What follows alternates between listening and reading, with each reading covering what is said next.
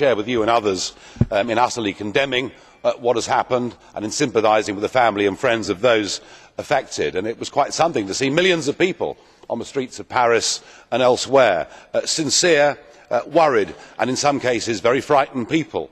But also there were 40 significant, important political leaders, and they too were using the language of unity, solidarity, but I am afraid for them, Je suis Charlie is simply not enough, because we need now to have an honest admission that actually our political decisions have led to much of what has happened. Just think about foreign policy, from Afghanistan, through Iraq, through Libya, and even the attempt to want to arm the rebels in Syria.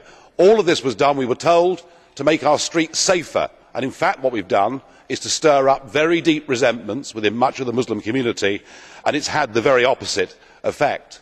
We have pursued policies of mass immigration at a rate that has made it frankly impossible for many new communities to integrate, and for that I think we have to hold our hands up. And perhaps worst of all, we have been guilty of weakness, of lack of courage, of lack of assertion in who we are as people, and we have turned a blind eye within many of our minority communities to practices that would not be tolerated in the rest of the population, and indeed we have allowed preachers of hate to go around saying things that are totally unacceptable.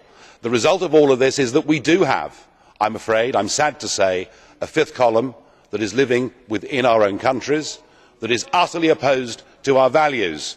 And how we deal with that problem is vital for the future. We must embrace the vast majority of Muslims who themselves are horrified by the civil war that is going on within Islam. But unless we are prepared to admit our own culpability in much of what has happened, we are not going to be able to find solutions.